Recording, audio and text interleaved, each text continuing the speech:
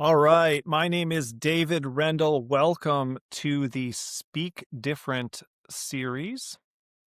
This is a brand new series that we are doing on the Imperfectionist podcast platform about my new book called Speak Different: How to Present Ideas that Inspire Action. I co-wrote this with Stan Phelps, who's my co-author on Pink Goldfish, which is all about how companies can use their imperfections in their marketing and in innovation and in strategy. So we've written another book together called Speak Different, and we're going to be doing a podcast series, limited podcast series, or some kind of ongoing or extended podcast series on the subject. So if you want to get better at speaking, and not just on stage, presenting in meetings, doing sales presentations and sales meetings, if you want to be better, doing breakout sessions at conferences to represent your company, if you just want to be better at communicating verbally in general, the tips that we share in the book, the framework that we share in the book, the strategies we share in the book will be helpful for you. So this is going to be the first episode of many. We're basically going to be going through the strategies of the book, the overview of the book, and giving you nuggets on here, hopefully to get you to get out there and get the book, or to bring us in to talk about the book, to do a workshop. Let's get started.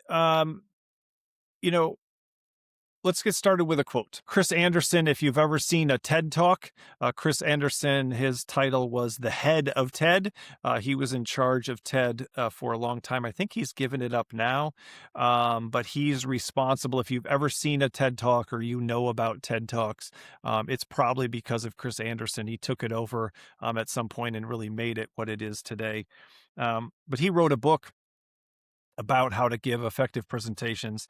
And he said, your number one mission as a speaker is to take something that matters deeply to you and rebuild it inside the minds of your listeners. Your number one mission as a speaker is to take something that matters deeply to you and rebuild it inside the minds of your listeners. So the obvious question then is, how do you do that? That's your number one job. How do you rebuild something that's inside of your head? How do you get that inside of somebody else's mind? How do you recreate that in the minds of other people? And so that's the question. How do you do that? And so I want to start with two more questions, which is, okay, well, how do you do that? Well, let's look at when people have potentially done that. Well, so two questions. What's the best presentation you've ever seen? Maybe it was at work. Maybe it was at a conference. Maybe it was a TED Talk, or in some kind of other environment. What's the best presentation you've ever seen? Maybe it was in some kind of school setting. Maybe your teacher did an amazing presentation. Maybe a fellow student did an amazing presentation. We're going to talk about student presentations in a little while. What was the best presentation you've ever seen? And then what made it so good? Why was it the best presentation you've ever seen? So there's a lot we can learn from that, right? How do you recreate something in the minds of other people? Well, let's look at when somebody has done a good job of that with you. And if you look back, if you reflect on that, what are some things that you can learn from that? And so what I want to do is share a story about a time that happened to me. Now, as a professional speaker, I'm skeptical of other people's presentations because I have a lot of strong preferences about the way presentations should be done. And I'm also really allergic to being there when it's going poorly. And it really frustrates me when people don't do things well when they're on stage or up in front of a group of people, which is why Stan and I wrote this book, is to help with that, not just to be critical, but to be helpful, right? And so I see a lot of presentations because I'm waiting to give my presentation, or I've just given my presentation, or whatever it happens to be. And I'm also a consumer of this. I watch TED Talks. I'm interested in hearing what other people have to say. I listen to a lot of podcasts and things like that. I'm hearing people speaking all the time. And so the best presentation that I've ever seen happened before a presentation I was doing in Oregon. I was there speaking at a drone company, a company that makes commercial drones, residential, I guess you wouldn't even call them residential drones, retail drones, and they also made military drones, right? So they are consumer drones, I guess is the term we're looking for, a little imperfection there. So the CEO's got to get up and he's got to, tell people about the quarterly goals, and he's got to tell people about the objectives and the KPIs and all of this kind of stuff. And I knew that things were getting serious because when we were getting mic'd up, I was getting my mic put on me with the AV guys, and he was getting mic'd up, and he wasn't happy. Over the ear microphone or a clip on, something he didn't like about it.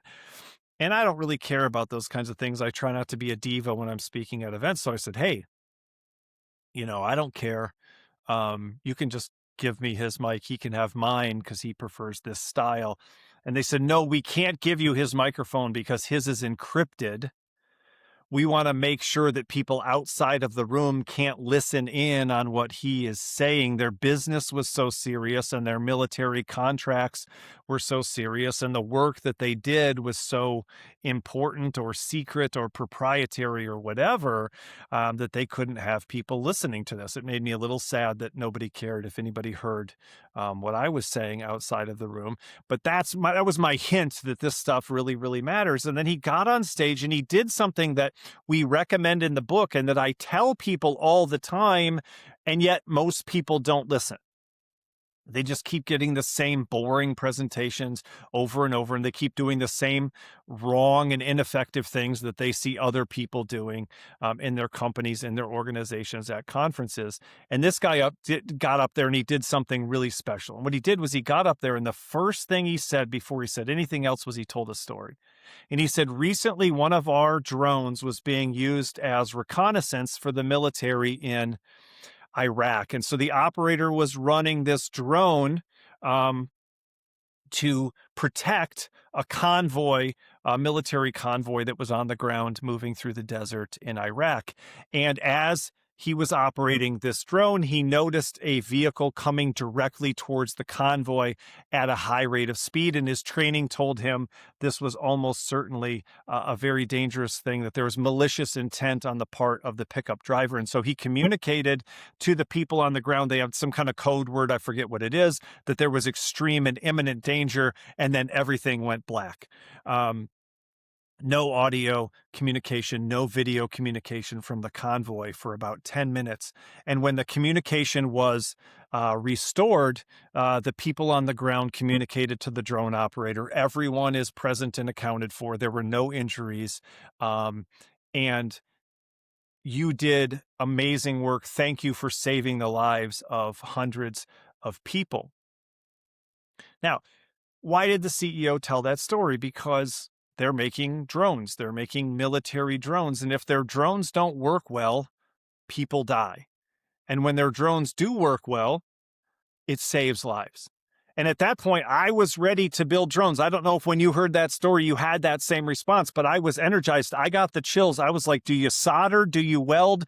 What do you do? Do we go back to the factory right now? How do I get involved in this business of saving the lives of our military members in Iraq and in other foreign countries? And everything the CEO said after that was more powerful and more important, and everybody was paying attention because he started with a story that communicated how important the work they did was.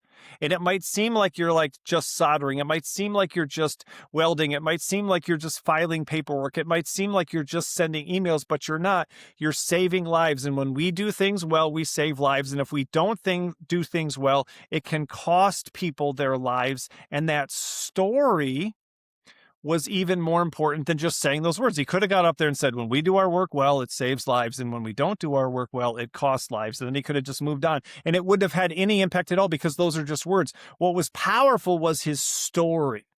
And that's the beginning of the most important lesson of this book. See, what was the best presentation you ever heard? What made it so good? That was one of the best presentations I ever heard. And what made it so good was a powerful story. Right?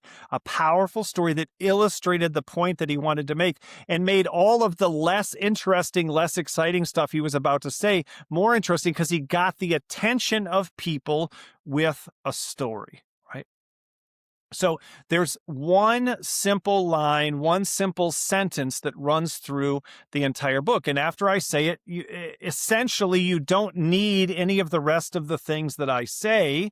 The rest of the things that I say are just designed to reinforce this sentence, right? So what I learned partially from that presentation and from a bunch of other things that I'm going to tell you is that persuasive presenters tell powerful stories that reinforce a single idea, right? Persuasive presenters tell powerful stories that reinforce a single idea. And part of the way that I learned that was through a story. And then I told you, and this is, a little meta, right? When I told you a story about a person telling stories to illustrate the power of stories, right? And that's what we're going to do in the book. We've already done it. It's coming out on June 18th of 2026. We've already done that in the book. We've used stories to reinforce a single idea. And that single idea is that persuasive presenters tell powerful stories that reinforce a single idea. So that's the main idea. And that's what we want you to have. Persuasive presenters tell powerful stories that reinforce a single idea. Our entire book has a single idea. Now we're going to spend a whole episode or maybe more. I've done an entire presentation at Microsoft last summer on how to focus your presentation on a single idea, but we just did that for an entire book. I think we're up to like 300 and something pages. We're working on the formatting right now. I just got an email from Stan.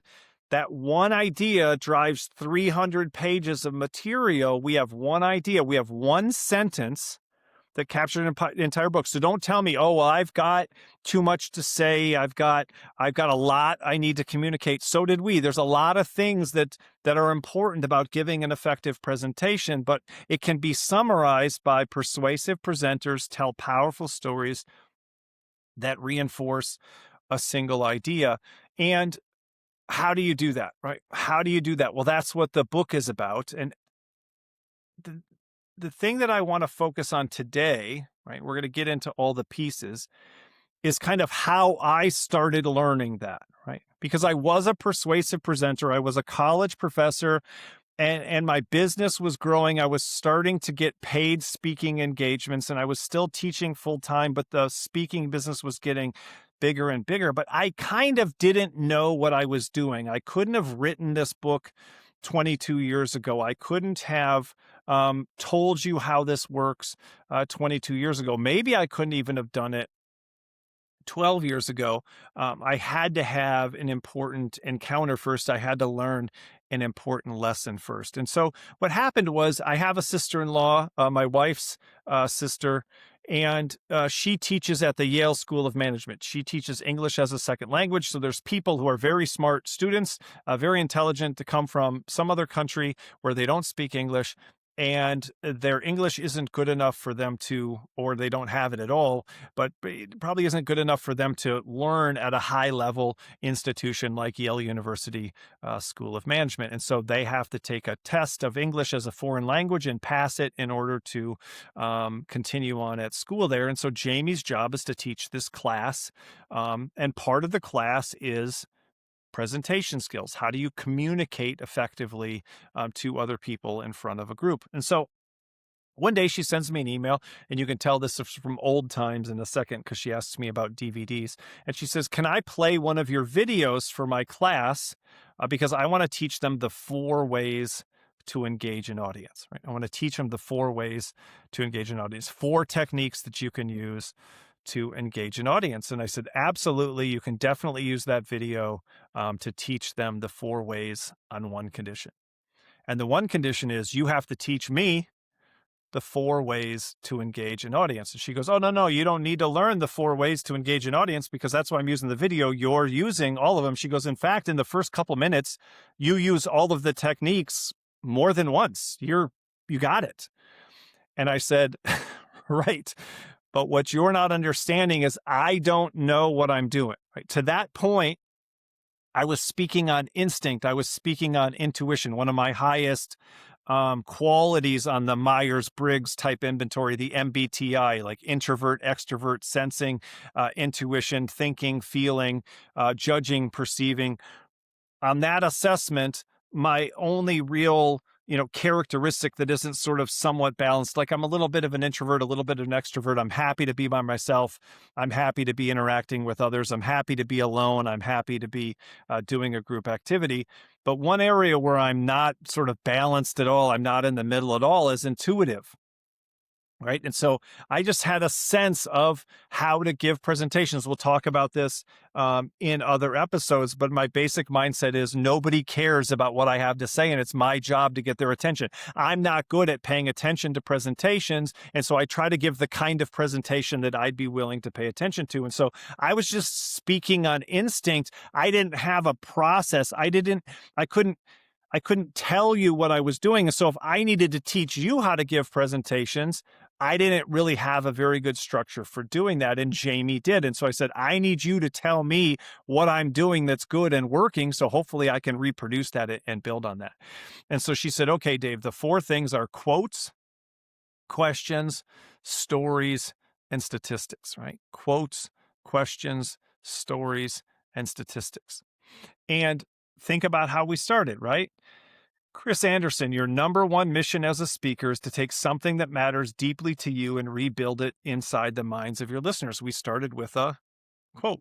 And then I asked you a question. Well, how do we do that? And then I asked you another question. What's the best presentation you ever heard? And then I asked you another question. What was it about that presentation that made it so good? We already probably know some of the elements of success. I bet that person told at least one decent story. I bet they shared at least one quote. I bet they probably asked at least one question. They probably did some of the things we're about to teach you to do. We don't need to teach all of these things to you from scratch. We probably need to just remind you of some of them. And one of the ways to do this is say, you've already seen this done well. Let's learn from the successful presentations you've been to. But as I teach you about quotes, questions, stories, and statistics in this first episode, I'm using quotes, questions, stories, and statistics, literally walking the talk. You've heard the cliche, practice what you preach.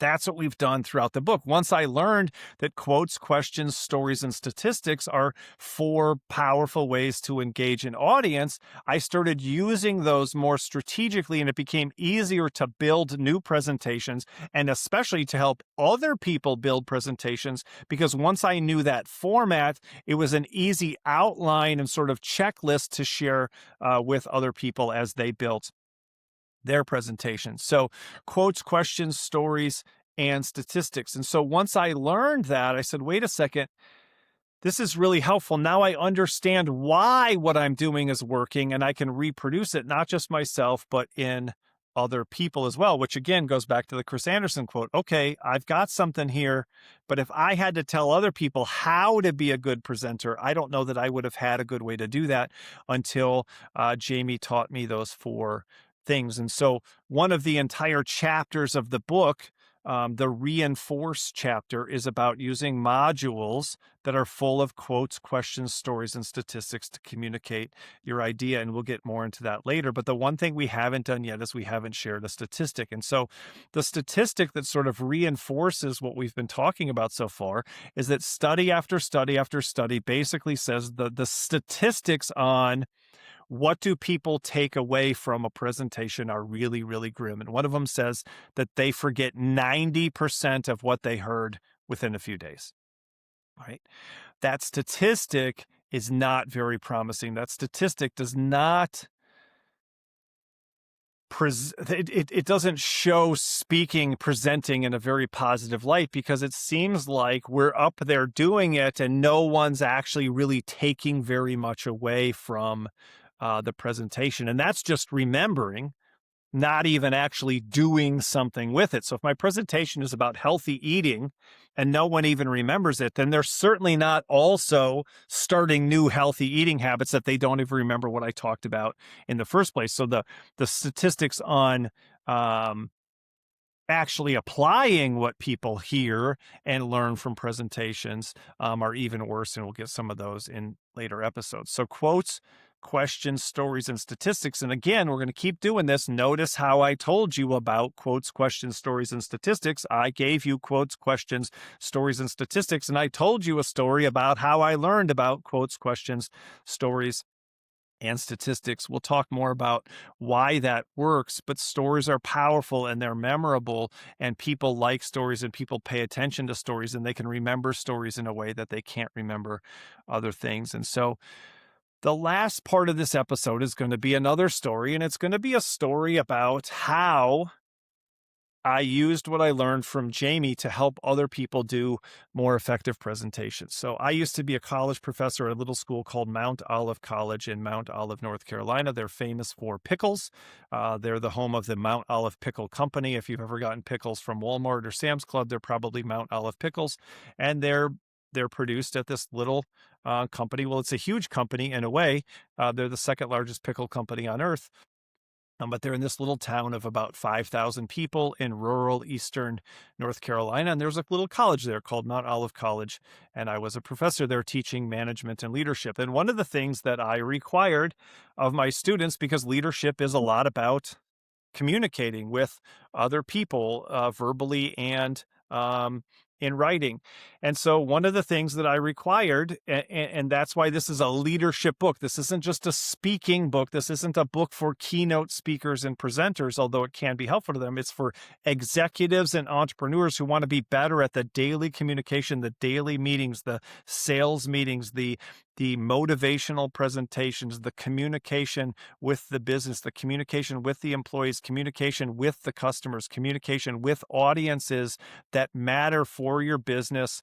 That's what this book is really about. It's really practical. Quotes, questions, stories, and statistics can be used in almost any communication situation. And we give example after example of that in the book. And so the reason I required a presentation in the classes I taught is because I would always tell them, if you've got a decent idea at work, sooner or later, they're going to ask you to present it to a group of people who are going to decide, are we going to use that idea? And if your presentation stinks, it doesn't matter if your idea is good. And so I want you to learn how to give effective presentations. And yet I wasn't very good at teaching people how to give effective presentations. And so I would just sit through bad presentation after bad presentation after bad presentation. And I started to dread it until Jamie taught me quotes, questions, stories, and statistics. And so I taught the students quotes, questions, stories, and statistics. And what I told them was the simplest example was they had to do a presentation in our leadership class on their theory of leadership. They had a book with all sorts of different ideas about what leadership is, and their job was to pick the one that they thought made sense to them, and then write a paper about it, and then give a presentation on that paper. And after years of unsuccessfully teaching people how to give better presentations and dreading going to these presentations, I finally just told them, look, get a quote that supports your idea, ask the audience a question that involves them in what you're trying to communicate. How many of you have ever had a bad boss? How many of you have ever had a good boss? What was your best boss like? Take a second to think about some of the things that they did. Do something with a question. Tell a story. That should be most of your presentation. And then have at least one statistic that backs up your leadership theory, your beliefs about leadership. And once I did that, the presentations got instantly better, if for no other reason than I got to hear 20, 30 stories every time we got to group presentation night. And people tell stories better, and stories are more interesting than when people get up there and read a bunch of bullet points off of slides. And we all benefited from this new process. And the story that demonstrates this the most clearly is a guy named Tom.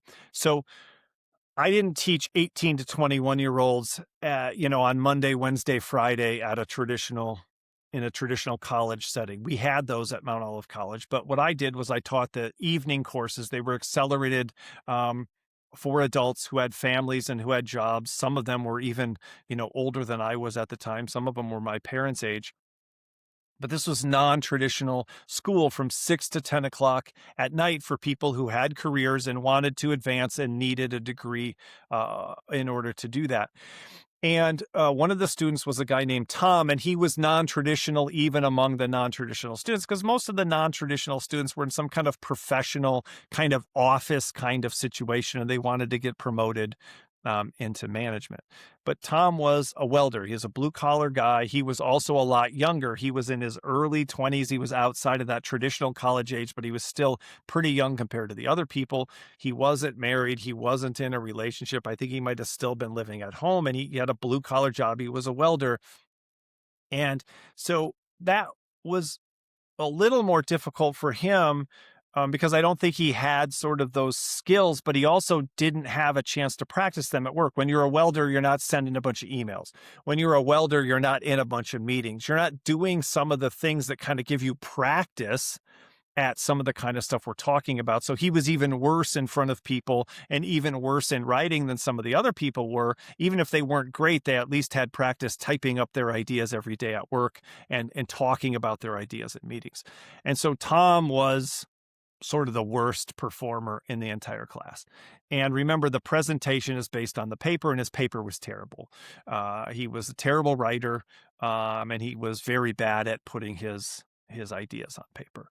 And so the paper was probably an F, right? It wasn't good. Maybe I didn't fail him because he was putting in the effort and he had a good attitude and he did at least what was required. But his grammar was awful, and his punctuation was awful, and his structure was awful, and he wasn't good at writing. But then it became time for his presentation.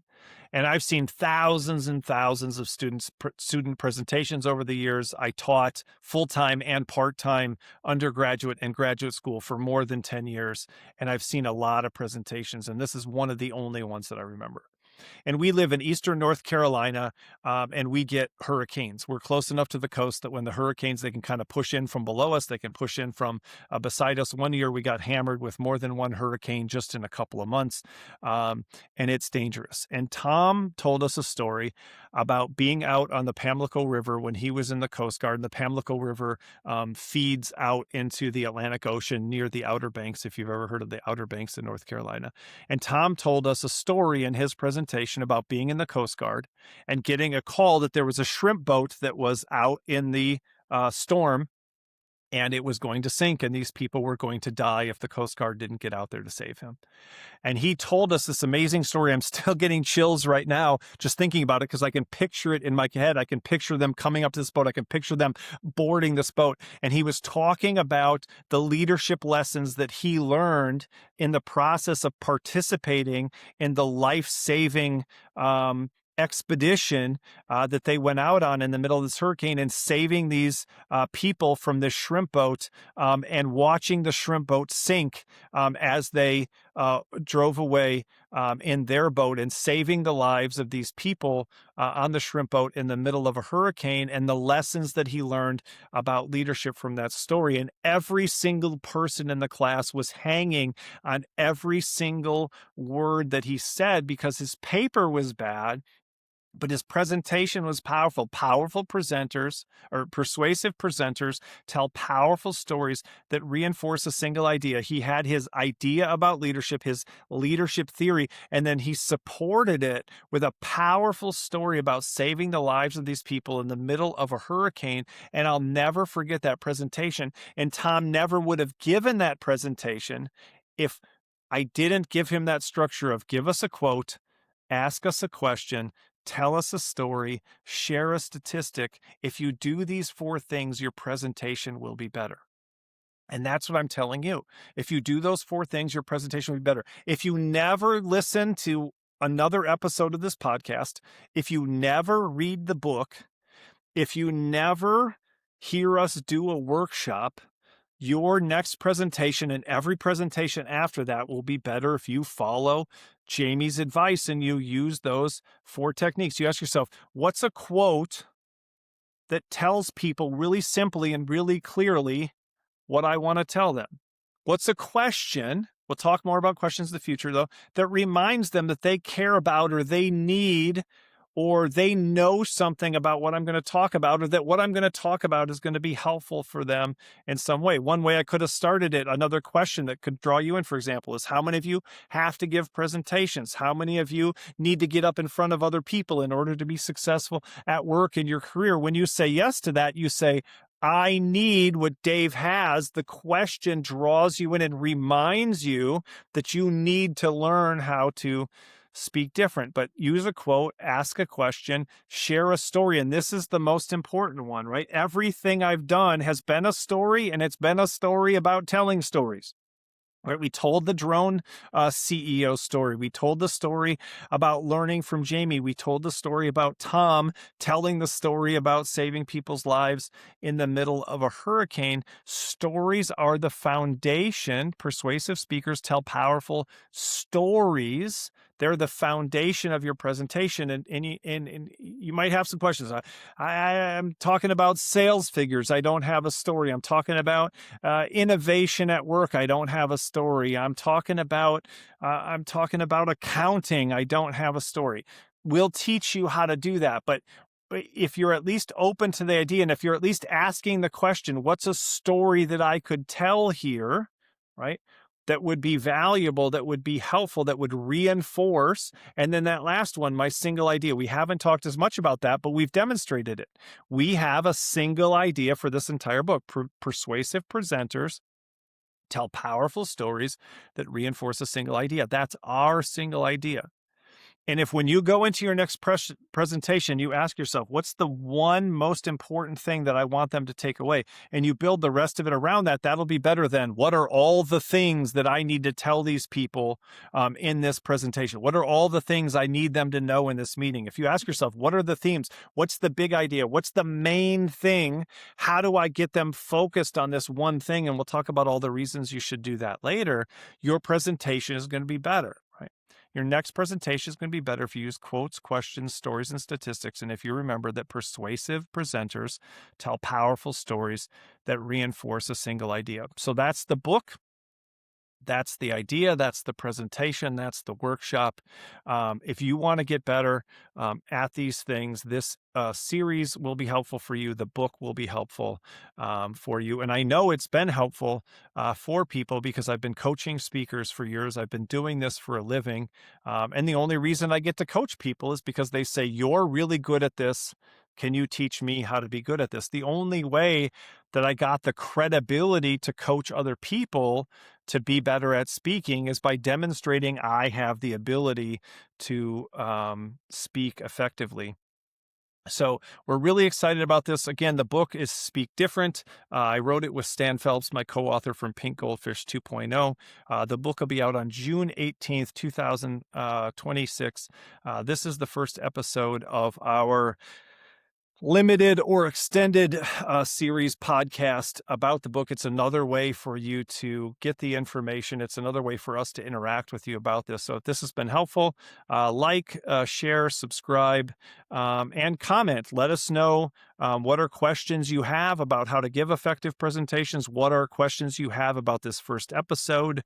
What would you like us to talk more about? Is there a specific situation? One of the things we'll get into in future episodes is, okay, I'm in a sales meeting. Can I really use this in a sales meeting? We'll talk about that. And the answer is yes. I already coach a group of business owners who run IT businesses, and I've done a whole session on how do you use this in sales meetings. And then a guy used it in sales meetings, came back to the next coaching session and shared how well it worked with everybody in the room. So we've got a lot of really practical information that we can share with you. So check out the book when it comes out. It'll be on Amazon. Ultimately, at some point, it'll be on Audible, but not on June 18th. We'll get that out there for you. But tune back in to the Speak Different podcast series and learn more about how persuasive presenters tell powerful stories that reinforce a single idea.